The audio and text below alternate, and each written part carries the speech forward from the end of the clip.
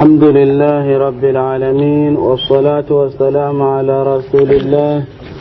وعلى آله وصحبه أجمعين. متن الرسالة باب في الحج والعمرة لنكوها كنا نقبع طواف الإفاضة والإقامة بمنى. طواف الإفاضة أدو ننتاغ من كيوكودي ثم يأتي البيت ساقكم فلأكما غرني كمبن معنا الكابايا أهلنا كتنشدي ni hadiyambura na in kollanga nasi igo gani walla kanga hena qasu sinde nyasre ni gondangan amma ya gare kenga gorongura lanyara qadr an mula awaken kuttu torin karabe suya gella gane tor inten turunte ga hega awa torin karal lanyara kuttu intenga na ka mamena ken kutu gella ganta torin karal lanyara to kancan denga centimeter no hilli kenya ngamme torin karal lanyara sahih centimeter no hilli lanyara awakan kutubaki intengam ahlena kenya kita awarni maninya awarni tawaf al-ifada dabari qa oda kona ndako ta gollu kargana no anga do hoho warabanen kane fala haraja ko cusedinde burande in kollancinde walla qasunde tawaf al-ifada ado tamattu'nyam menga ana terndenya safaro marwana ga as-sa'yu iqranu nyemme ado ifradu nyemme gella ganani gamatere tawaf al-qudum halle amma ganani gatere tawaf al-qudum halle ifradu ngumado iqranu ngume terndenta kun kam sahih kungolunga to ko mani mena gato angali ho warame kan honte warni qifare alayhi salatu wassalam akota imatir ndi ho nanti da kanda walli gara dugunni magati ifal fala haraja adabari li ganta wala haraja kam palle arni kompenga fayufidu awa manini awa tawaf al-ifada awa kendabarni ويطوف أو الطواف أو يورندن سبعة تانيريا طواف الإفاضة أو قل طواف الإفاضة قاغا قل غدي طواف الحج قاغا قل غدي طواف الزيارة كنت غورني يعني تغقى بوي صحيح تنكنت ثم ليقضوا تفثهم وليوفوا نذورهم وليطوفوا بالبيت العتيق وليطوفوا بالبيت العتيق طواف الإفاضة ركناني قال له جنغون من يغنو يا ويركو أو أن تراور كونو مانا أو صليني سناني أم بالنا نقطة طواف عنا من دبري أن أركو مهل صلي قال لي مقام إبراهيم كبعنا عنا نون كتا hosiran anga manon kita ganya dingira suka humantenga alkaba no gondi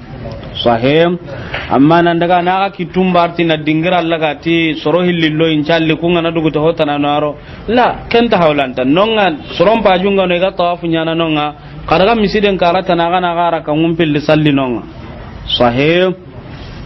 walakin ikhwani litanbih anga yegonu ngalla angani ni mutamatti'un nyen mana tamattu'un munyan e warni wa umuran dabarni wa baka namun nogonne kem palle na manyana ina girina daga tawafun dabari nafilan tawaf igana tawaf ke dabar nan dugote ina ti wadaga na tawaf li fada dabar kem palle sahih ikhwani alla wagillina tawafun dabar nafilan tawafu kwanga gillina nafilan challen dabar mogombe amma terndenta nyana nafilan tawafu halle maganta tawaful qudum kubenu maga sunnan gani tawaful qudum hono maga sunnan yani andanya sunnanye age manna ternden dabar tawaful qudum halle kakanga he anta gemme angane terndenya na safar marwana ga imma angane umuranya de umuran tawafun palle walla kenga hiju nya ganani tawaful ifada halle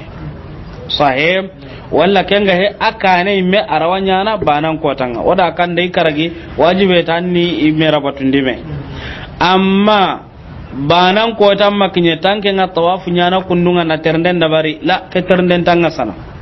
manna maninya manna terea tawafu lifada halle walla kenga akane banan kota sahih ngaji ki hame kitata warna nga ya gonu nga dabarni tiya honne baka gollunga am won petike togo sare angara nyammo benya tawaful ifada to anu nyugonu ti anta gawa na dugundi baka banan tammun kota hillandu gumun ta gemme nan daga warama mina bito kusikia sikandu gumun ti awa gemme ma banan kasongandangi sahim na tandu gumun ta awa gemme angumu mandi nkanta baka namu nyadi anta baka manidi anta baka namu nyadi anga toko namuran kiyai sahih ma arage ma munyi me mumandi tawaf ifada ite matalan sire gana ino sasa sirano ngama tawaf ifada dabari mabana kasonga kallaita tawaf ifada dabar no honte kane atan nan tabaka namu ndo daga dabar sahih walakin yara ikhwani hosre banan kasonna magadangang sahih banan kasonna magadangang nan takamma tawaf ifada dabari an ganin ke turninga tinan nan du dogoto mina ki ku meda magadanganga kenyen ho hawlantenga sahim amaranya na lenjuri misale da kama masa sakka dogotor lang kundi gawaranu kemberenga ona tana du dogoto ananya kam pakatiya banan kason nokonde sahih idan ato mani kita serebe gana girnonga nan daga ananya ma tawaf ifada da barka onati anga tokona muranke ya mannan caga annan daga mani dabari annan daga tawaf ifada dabari anga ma dabara amma bugu hana sahih anga ma dabara amma bugu hana anai sasa oso ato kudo saudiya okudo nonna latu ya garewo kuma sasa awalla dandi amma tawaf ifada dabari o gala hidagana o suka to kugoni an gana to kinyere me warja ga dangi hakke kenga anja ga kada diga men ga benyen aga wala dandi yala ona to kono wa ma hawada rinia ikhwani kubenu gara gananti tawafu ngasarti nyugani senna gunga kunto wa to kono nyammo sudi magam bugu hakati mbekam palle anayan kani saljungu to ana daga tawaful ifada dabare amma kubenu ga tawafun charti go heti senna gonga kunti awake to londini kudo horen nan ma buga ga misida magandini awake to lonu duya awada kana tawafun dabarni awada kana idan kyani hone ngan kya ka hinukuya sahih na sabu nyoku ya garanga na to gillino warja kan tanyan daga na tahilandinga de kenga ha ga nyemeya makahe idan aga inta dunga nan to kono meka abi ogumun tadungene saudiya hukuman kan tadungene an ko take garande kana an ngama daga igana daga nyer flene aga so kenya mo gonto haga tunim mewa iran te kemme honne idan kubenu garaga do ke digame ya angatu diganga be adi gonu magai ganta hotu kenni ho kayfinte nyi ho kayfinte tike ya to anu nyugo daga do kay wa hakaza nke wakahiniya agana ya garebe oda agana daga hijunga sasa ke mo da kitala dan makuti ikhwani o watna na kay tollondi anda kay tollondi wa tawafun dabarni anya ma wada kana sahih ahillandi ya law طواف الوداع على الطواف الإفاضة يسرى نانا بانيوا ونت طبعا أننا طواف الإفاضة أننا دبر أننا بقولنا ندقى آوسنة أنني هلنا آوسنة أما طواف الوداع بانير أنت طواف الإفاضة فلا سمت ناس أبني طواف الوداع أيضا أنت واجب أيضا أنت سنة amma kabe gane tawaf li ifada ruknun gondoma ni hijun no gondi so renta ken sahih idan sirebe sata nanya ma tawaf li ifada dabari awusan ta tawaf li ifada kyanya tawaf al wada'i nga mana awusan ta kadi li sungan na dubane awase agoy ga da gama har tawaful wada ngan daga tawaful ifada ngan niya awase na sabu nya ga tilagarenya kannan kagai anya ta Allah kanye sahih tilagarenya ta Allah kanga idan wa kinye tawaful wada kitu kutung ngajiki sergabe ganta hube to kenya tawaful ifada anyemene kam pakatiya sahih ajongene kam pakati ken tuinten ay gonon ta ajongene muzdalifa urol lagarunga na sabun yeti holam punto ga dungen liko cuncedi ay ra daga na tawafu nyimme ga dabar diretinga makya he ita ajongene gelli muzdalifa urol lagarunga sahih nan daga warama minna ga ay gonum maga ma banal lagaru ay gonum maga an mummu mancu suka humante sahih ite antagenne anano Allah dugundi na nguncu suka humante kanta bakamani da anta bakanna munyati warna sabun mane atahallul thani buki hillan da anya na timaniya ko cunce dinde in kollanci inde ado tawaful ifada ado as-sa'yu terndenga safa do marwana sahih antu agunna ladu ko cunce dinde do bakenta me bangaya awa antu agunna ladu ternden ka safa do marwana ado bakke hananta me bangaya ngaji ki aga kuseda on daga ثم يقيم ساغكم بل اوتاغن مانا اوسبتني بمنا تمنا يا 3 ايام بتوسكيا يدي ورون قنا وكن تبتني منا اخواني منا ابتوسكينا نون منا bitonchikini kannan kai banan tamundo bane atamundo hillo atamundo sikko يوم القر يوم النفر الأول يوم النفر الثاني كبتو سكياني أيام التشريق من بتون شكين كوي صحيح أنا سبت نتمنى نون أقل فتون دم بغورنا كوبيانو كجيلينو نندكا سقو تولينوندي nanti iwada kana dumo nakene walla hotana urodi nari ikhwani kenga gelli futunde nyai wallahi gona nangari uturo ngana tindo tayne mi haga makadi naraga wino fajr la ko ngai nari la to mina to ku sikki to gononga sahih haju dangane Allah baka walakin haju ga yati to gononga awa annan wino gaga kennan kamma maniya kennan kamma wajibi ai sahih o danga hiju ngajibine almabitu bimina fi layali mina nangwi mina kiundi ken kage lihiju ngajibi gwai an gana to gono jubranu nyanan kamma mana hore nyanan kamma sahih idan to gono nga ago ga gade ta'akkad heranya anna dalilu qota mundo an jabata magana tanga mina no gon na sabunya hono ra daga na bugu minati ina sutte wada halle manga bugu minadi antagawa sahih masalan rabita ke dingranum pay kenen nukube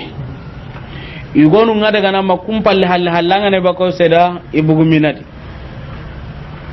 sahih wa hakada as-sahfiyuna journalistun ku ga dingranum beni tonton bollen kamma angana daga halle buru angane kusuna minano kade rabta ke dungiranna minade haka journalist kuna minade amma hona daga ni halle moqburu manga bugu minade minna ga pikenu nganonga hududu mina itu intenyen asa ante ngarabun kanende asa ante ngangelen kagadi amma kesu ko mante nday gonu ngabakka nan daga ma halle ti kunga daga na hese moqosri idan antakawa awoy gagadi to minan to nya ma iftirash kebe ga dabarni al-iftirash angatu hukuma nga soja hukuma wafaqaha Allah ada heranun dabari na soronga rake nga iftirash kiraga bakadi mo gombe mana gara gana tagu killundi na tegum bagu killon nan tagu killondi ikhwani kenta gawa anda ga baraji munda an ken tagu killendi ngesa ko killendi tanan tagu killendi ala garuni mani killenga kala killen daga kitte nyammo ko suka humanten jamane su serenga daga no nga dingira nya kare garenten na ga dangani ku jamanu serunga ere sasa tanzimu ngano kem pakati kem meno me sasa tanzimu ngano nga jamanu su sera ga dingiran tu intenya ni ay ko ni wa ga daram ponni merno no nga ida na ga ganu ko be dudo ko tannan to ga ganu kunga dudo ko tan nan to ka no kunga ma daga ta ko killundi walla kenga hakatini wati nan ma se tu gidu ku kamma mo goy godi warni hoga be akene gidu ku ka kamma nan jogi iga ho ko nan daga ni na dan am maslahan ba nan na hamba na dan to rabanen tadi awoy ga de ana ka shahida ain hono adi anga ngalle wagillo no ku keya haqiqan nya hay anga to ku hatam min jogo ku ho gabe adanga na daga na jamanya nyinu non walakin jogo nyugo na dara min jogo kuro kun kawarana anga na daga anta siren nyini non alla daga ni jogo ku aram mu manchu su siren tanonga makya he ho gabe agillo onu ku kay nan daga nonga do daga na yanki i jogo kuri nonga ya hono nyana hakatu ni dia mankangene anta yere manang angar no jogende anga ngalla manka nga gille ikhwani am pakke hitan nan daga nonga makya he am pakke hitan nan daga nonga anga daga wandi kalle nyadi ntimmande hara gana nyanga nta baraji mundini hada mare maun ko ni dan ta wannan gaja ay gonu ngaken ka ga barna anta gawa sahib walakin hoga ba simana nanti saudiya hukuma matalen wa walla jogo kusuni dabari mo ko bane nyai khidimandu kusuni nyam mo bana nye o kudo ka lumbono nde kummi ka lumbono nde jaragin na koy ano koy makahe idan maga bugumina maga tokono nga nan to nyangundi ka tokono nga sare nga nyam mo be mundamma sahih tokono sare nga nyam mo be mundamma akoy ka ka danga honga lati kan sorndana nye anga nyini tandalla kan nyi merni mbunku mono ngati ya sorndini o suka o mantenga to kuranya na nonga ran sasa kilmatizer nya na nonga anu kayafat makya heti kuranya na nonga iramenya hakene imben kumunte kente tenga na kammo ama nan pete dan to sirem magaige walakin ahayya igati no kubenu sorndana nga sorndere nga sorndran da bartenya no dike dingira sorndinonga idan tanzimu be ga nonga awinke ya gun nisri na hatam minna ngari wallinna soni ke ngaraga kencho gina winya gundi ni sire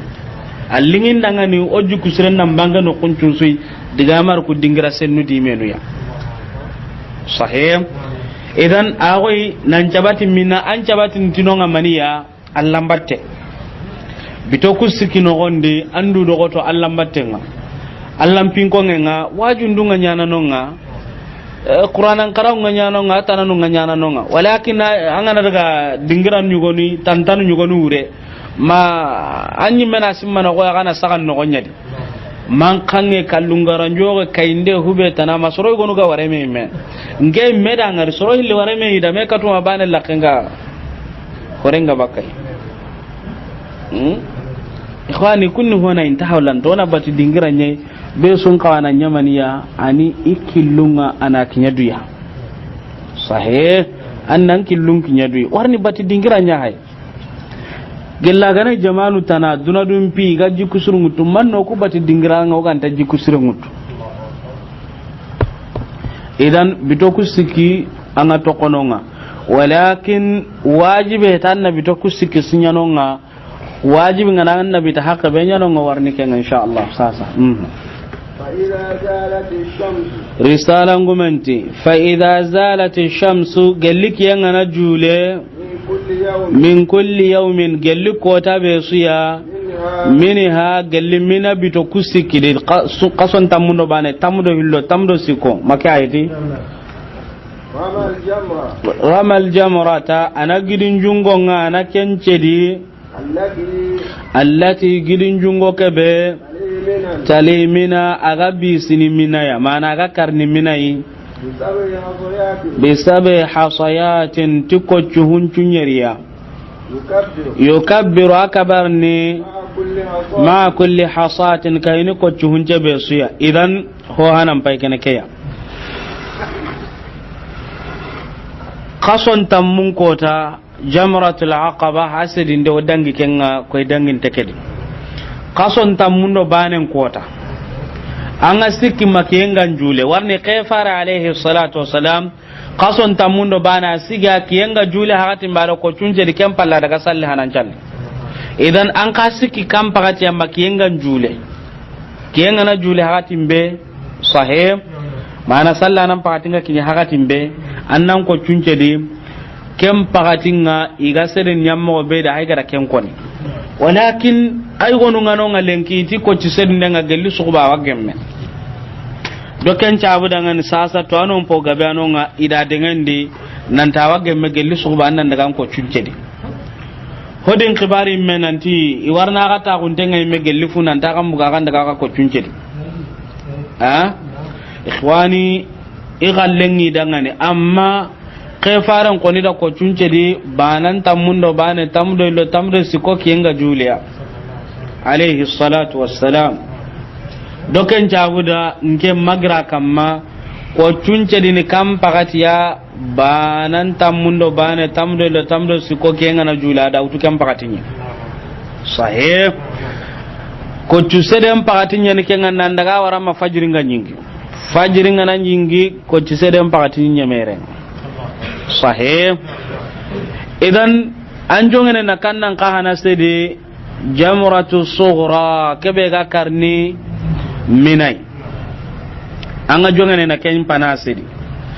ko chuhunchu nyari an ga siki ikhwani butti bugande heti bate nyani nonga an ga gonu ngalla mi gadi so mello bapendi ikhwani kema konoda ay gonu ngaranya kundu mi gati pu anna ken Allah ma so mo nga se ikhwani buti bugande hallam batte nyani nonga kebe ga sikki shaytane heti gonno ma kebe ga sikki kempe di shaytaniya walla kebe ga no shaytane heti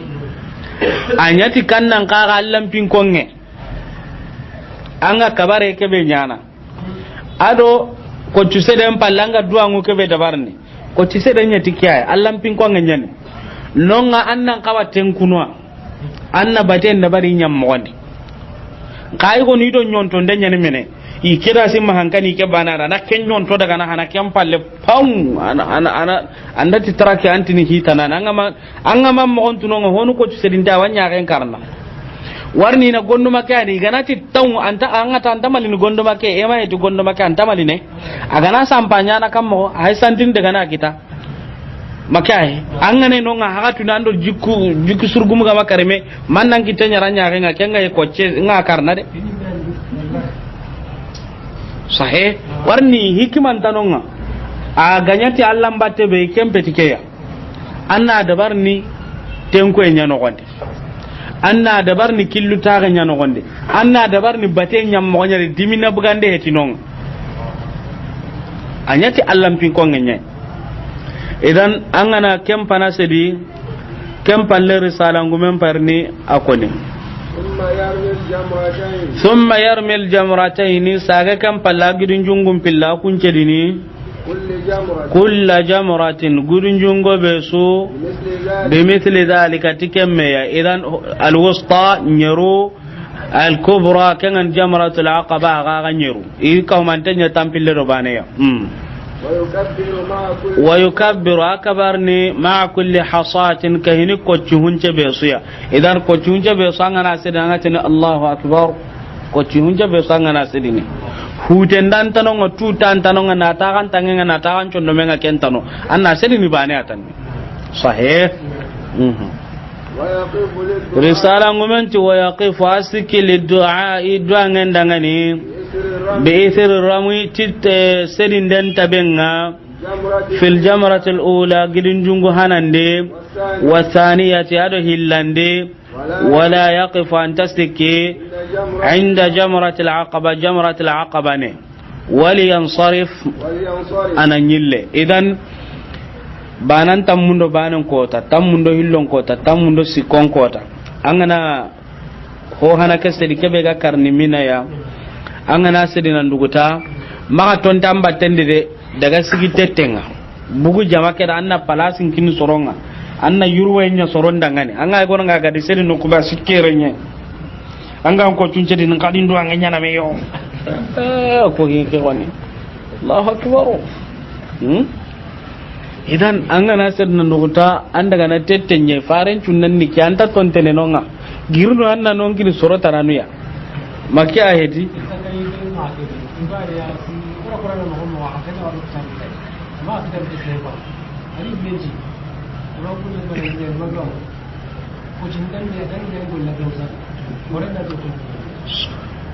ama jihadu nyani ina Allah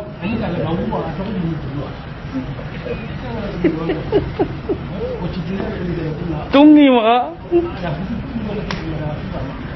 subhanallah kenda sujati horenga ay gonun killunta de duino ngade ha arda le halan jurondi idan anganan ko cunce di daga angato keso haykene kun ko jub dinganu be hakene kanga to imanya sare am woni kenga di sare ngadi kebe kellan de kenyana kemparandange nya peske ke kama ma setan ya hainonga fokina sampa mo siri ha ina dinkanyo tunado fankalliti kenga sare ngara kebe ko kellan tanyin golla baramano am pay gara baramande be ko arante a torindi ko ce make ama ko ni potandi ko ce ke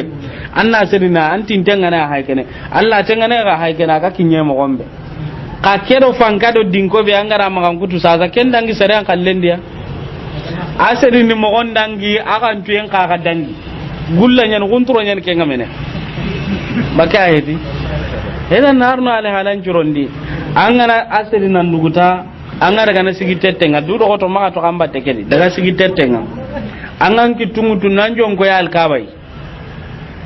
anga duanna annari anna hillandin cedi angana sede angan jonko ina alkaba angan kitungutu anga duanna anga daga na sikandinga angana sede duangen takempalle amma ngai gonu ngalli sikere ngai gatontene iwa kendo anga nyimegilo dinan ta kutukuya la ibn masudi da ngara sikki ko ci sede ampalle ati suratul baqara yang khaira Allahu akbar sahib kenya na gonu daga menan tan nan kawa non duangen gilo ndini mo siri ay gonu nga tine hari suratul baqara me la nyaranyi me duangen na gilo ndi kundung walakin kenga goto no kamma andu do goto nan daga tette ngan duangen sugal lingan dangane anga kanne be muku duna khairi la gara khairi anna sumundo gor num po sirendi kannan kai hainde kata Allah subhanahu wa ta'ala yeso ngar janna no gondar no warja kai anna kencu ko humante mundu non idan bita hillandi ke hakene banan untam mundo banan tam mundo hillanci dindi ni kambire gaga kiyenga no jule kati nan daga warama minne nan daga warama fajri nyingen banan tam mundo sikon kaga kiyenga na jule hakatimbe sedin den jonga nan daga warama minna kato kiyen kannenga kiyenga na kanu sedin den pakatin nyamenong ngaji ke ha me kitade sahih فإذا رمى في اليوم الثالث أما kebe gani hoyenga uronga yala uronni sedin den pakatinya taban sedin den nganya urondi sahih sedin den nganya urondi risala ngomanti fa idha rama gella kana sedin den nya fil yawmi thalith bitasikandindi mana mina bitasikandindi de wa huwa kem bitastikandi rabi'u yawmin nahar kenni buranden kota bitana katandinya warni buranden jongene kannan kagai banan tamudo bane tamudo hillo tamudo sikko idan buranden unta bitana katandi kenge memina bitasikandinya sahib warni buranden amina kaneti maniya ti kota bane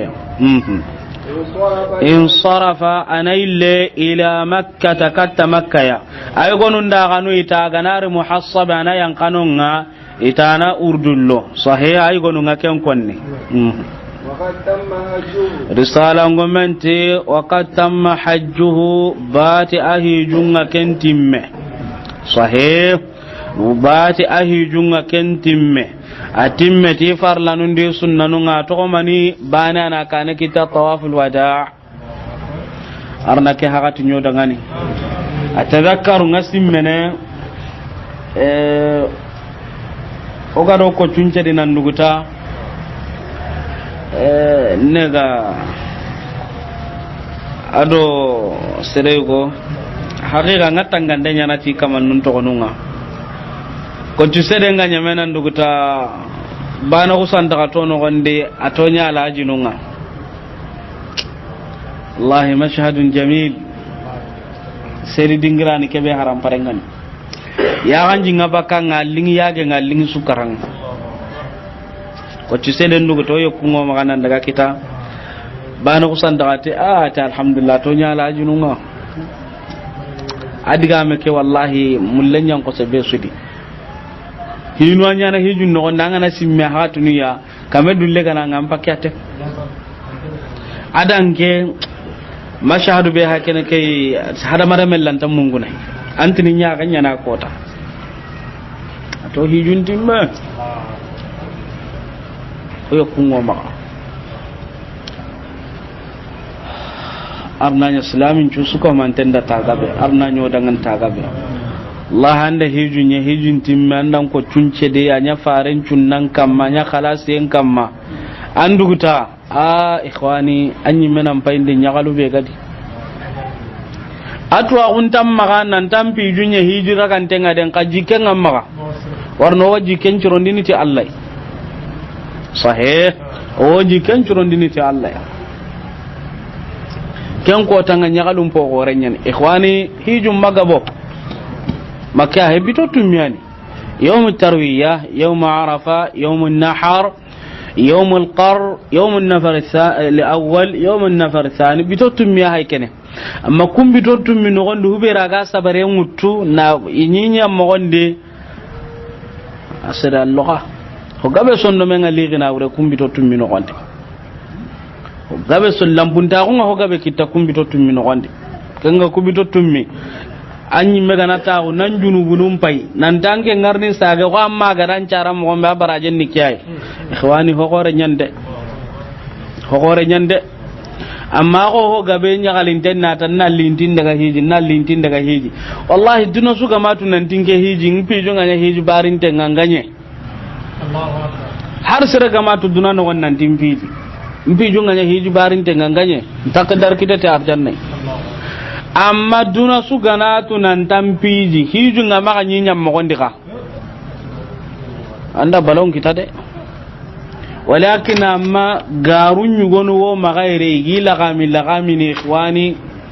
corona du tanga kunga hagatu na nyana konna kunga nando serebe naga hagatu nu ga ya garundi tennun naga inati hoda ga makka tamal ka bangari walla ken inati hoti arafa kota ta ken cankiya ma daga sallu geronga walla ken inati tarafa kota ta hinki wallina ta turi ikhwani corona hobu kuyi corona hobu kuyi honne anga ken Allah ya garnyu gona na ga ko ni tita negati heti taraga jin kamal ka bangari wallina ti tarafa kota ta turi hari go goro nyimme garno kedi hari go goru ngarno kedi ngemme da ngari kille hado mukallif ko te nda ta on dada sere go to gongo ta daga hiju hillandinga nda alhamdulillah da khair kita kam bagati matere me adi ta hiju hanan ni kai ayi nda do mi da ati ayi ta gara ken da ta ma hiju nye kendio ndi man ga kancare ti arafa ko ta sankiya nta bane ma ado ko ado soronya nta do me a diga kon ta ta sankiya yanda ado soronya na do me koni ado be no karaga hiju nga do me kunga ronda kundirni ni gella ga sankiya ma ga masankiya karanga na sanki ko nan canki na rafa no nyeide warni jamake ken daga no kubaniya makya he an ko ni nta sanki ni nambo ga jamake nan daga dungari taifa walla ken ga dingira tanai an ga sanko sanki an canki andan juro ko anta ga mengal mashahiti nganna arafa ken konia warni ho wadi nan din kon arafa ko arafa ngalli ko na ko tanga anga kon to arafa ngalle nga ko ta anta sere metr ndini warna suni daga rabana ne kai idan kudiga mo wona honne bugu ku kita de duna daga kane kudanga ni kita anyi mena hay billahi alaikum hakke be daga hija ga no gonni arafa ko tan tankini kam mo tan marafa ngari aka manga mara fangara daga damma ma daga buraida ma daga tabuka ma daga minna a daga minna ando jaman kana do me kagati arawanya nan da ando hakka be ga me kamma misali dan ken ngiri tangar ga masjidun namira andi ra sankini me walla ken ikun daga mobil nde an ken daga tanga walla ikun daga tanga an ken lo mobil nde an nan cor kura sankini me andi kumma me ngari ka toujours ande kana arafa kenya makya agarni me ay gonu ngada agata hatime mina agarni me nyimina aga hatime mina arafa kan ta me ngallinonga me aga swano ngade muzdalifa ga swano nganta men ngalli de ko cusedin raganta men tawafil faraganta agarni menyi minna aga tantangure minna ma ga sudaga dingira bana nukai kan kenyi killaru no kusan daga ta ko titi seren tanki tamara fangari ha walla ta turiya walla kenga tamal ka bangari tita kenga mal ka bangari ay goni nata hinka goni nati taman gitalle men dal ka ba mugunde hotin dangani iga daga na hijunga butun kuto hanabe ganye dunadi kenyan dingara ke digame konnenga kenga anga tunna haqiman take digame serigan kawa konni killa don ta kawa konni nka ke kamandan ke digame anding atike bane ade aw gabano ngati ya garuku ke hojo tengi wo gabe atika nun tenye ga kana daga imma ka konto alkaba ngali atinyi duan ne gar kada hijunga nantina alkaba ngali paskani maganga mangari kennan janna ballo enyo koyi atike aqida ni maga atinyi duan na kiya ina alkaba ngari ati garo haramun dinu ko be gara alkaba ngara suki ga gyum ati son no menga ti galon ati imanya kali de butunya puti Allahu akbar ita alhamdulillah nda alkaba ngari ntanke mpijunya me gella ko to angara alkaba ngara ntanke mpijunya me mampa mimma kenye atoko kurune wa ntanke mpijunya me gella ko to idan hoga biano ngai ganai daga na orke ni kanundi na hiju nyaare mundu hiju nyana kammo umra nyana kammo inda hamini tikenga de kya haminia warni misale da ndaya garin karai kunna do me ho konnya ati ni ga bangari ndari wa ko ni tay nunda nanti mal ka bangari inya kunde nya kundwa are la da arafa kota watenya ni serenga watu na arafa kota nga watu no arafa kota ntanai wate gana sere kitanonga kempeti kaifia makahe sina mumande ska wannan dilenga ani watu kota nga galla Allah ga ko ninda no ngatu ko watu kan kota watu kota duradiya watellar ni ha kotan fi ararni dingiran cukagai yala wadi nan dimpa mun dana ngatu an kan siki ngana ke dori na watu kenga diwa ha walla ngawatu nun ka pre 3 heures de tanga watu no anda ngariwa watanya na ararna nganu kuntu suka humanteng sahih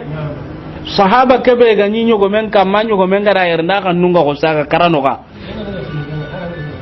ken kallen na kam mo ga fare alaihi salatu wassalam fare na manu ka ta kiyaman ko ta gillala bai kan konni ke ga nunya ko se nyogo men na yerna kan nun ko se fare ti kiyaman ko ta gillala bai kan konni sere ga na watu no kan peti khibare tanai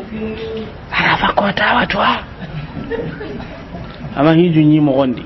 ada nyi mo gondi ke amaki amata karafa ase dinonga lenka mbala sununga no waka mandengene timo ko suron tanyani kanga daron ta ko be da ku ntamedi idan ku garu on kawana ko bugu ku kita on kawana honne bugu kay sahe kenyu go ga hube konniti ho honda minne ke garlo wakati na su ho yana sokotini ona honne bugu o ga ma ho sokota walle kam mo ga ha ho da kenya ko tikke garla tono mo on ho wa sokotini ita no ga ma sokota tuini kam mo ga ngaji ki ha me kitedi ku garu ho baka ku kita sahih on daga wa insha galla kana lunga kamanda ta'ajjala anakenya mana anajawo fi yawmayn bitum pillide min ayami min gelmina kiunga farama ana ko cusedin danya wa ansarafa na ille idan serebe ganani bakken ni hilwan banan tammundo hillon kota an gana jawa kota an gana ko cunceli nan duguta an ga daga amma nan ko cunceli nan cagar ni ta guno nga makenga ganu nonga kenga na ganu nan to nonga nga banan tammundo sikondo kude maka he nkama ganta an kelliya andan ko cunceli kiyan kan nan palle walla kiyan kan nan pakati nan daga o turo ndaga manna sedi anda sedan kontina daga to anon po gabe daga iti kontang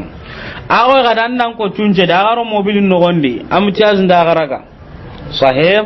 walla kan annan ta ke me haranta ke haka tuna wanyana ma ke ngargana nga hontanga kes ko mantenne ngana caage daga na ta ko kita diga men ne renya kam mai tike ngana kana manna bita sikandi nduguno mana mina bita sikandi manna ken nduguno nga idan nan ko tunje da nga bakana daga andali ngan tunkanti faman ta'ajjala fi yawmayn fala ithma alayhi wa man ta'akhkhara fala ithma alayhi liman ittaqa sahih idan ken bugu mo hananga hillanda andalu musrebe danga nanna tokono ngama bita mina bita sikandi banan tamundu sikonkota kambrenga annan ko cuncedi e sedu kiyan kannen kana wada kan konanda kiyan ngana kanu mina biton cikinye menonga sahe kam palle annabu ganna daga inyam mo no hillu susiren walakin kubenu ga jawne len kaya ngaba kubenu ga dugundini warna ay gonu nga kon ni nan tanga na dugundino titan tan kusure dura kunu nga ti dura kunu sahih walakin soronga no har lenki waddu gunde nyana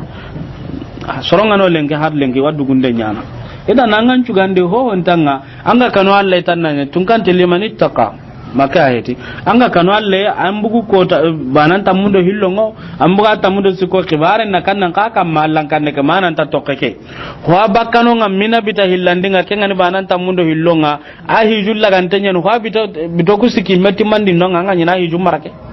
maka hete hinu na kannan kama Allah kanne Allah da kenya kone idan an kembe ga na to nan kama riwa so tikenga aw kukun da bidon jiki anya no de kengure ni mana agan ba so ku be no gari bitai landinga maka he walla kenga soro nyugo nda kenya dude jammi ando karza kenya ga na kana bito kusiki anya na no de akenken ni kenya dinan ko tenni ikhwani waso edu koyye amaro hisudi magana bonondi khalas ya makite hisudi magada sirondi ngaji ki hame kitade kem pallon daga fa idha kharaja risalan gumenti fa idha kharaja gellaga nabugu mana nikannan qaga gellaga nay bakka agara bakel lamuru min makka ta gelle makka ya tafa ana lawangandenya lil wada'i sarayndangani idan ana tawaful wada'i dabar warni fare alaihi salatu wassalam ataha timpo la garin nan nyati makkai alla kanga kenni tawaf nye idan tawaful wada'i gonum maga wajib an ma dabar horen dalle jima'i gonun ti sunna ite wajibe ite sunnani idan an tawaful wada' an dabar nan an dabari sabate enta kanu ngada ambaka nan daga allahumma anda tawaful wada'i dabari aga daga mobil iti bosunu ngar na aga ta kunan ta himare aga di dugu misale da hakunda da bar sukuba aga ta wanga dukenga nyana aga ndi dugu mawruwa ama wajaba aga kam magan daga saga kati sahih warni ina konnanda an girita wada nan to ko bosul lintenya nde interni o aga rabito nyana no makenta de hakika nya kene walla kenga he an poy an telongo am mobili mun nan tanga daga na mobilun kusan daga bono asron dinde kundi ka waranu idan hontanga sahih walakin tawaf alwada' dabar nan caga to kono nga kondiso su kamayeti itallini saga tawaf alwada' kayya waraka na uruko mana uruko ngake mana nana salli tawaf ke halle sahih igadun ke bedara ka ate tawaf ta no dangai wan sarafa anaille kembere ngana dagi kara ya rabbi arno hijunye hiji barintenga arna hijun no ndo dangani hakatin cusu ko mante sinon cusu ko mante no onde arna nya hijura gantenga no hijunun tugare nya haindenga kata Allah ya songar janna no onde wa sallallahu ta'ala wa sallim ala sayyidina Muhammad wa ala alihi wa sallam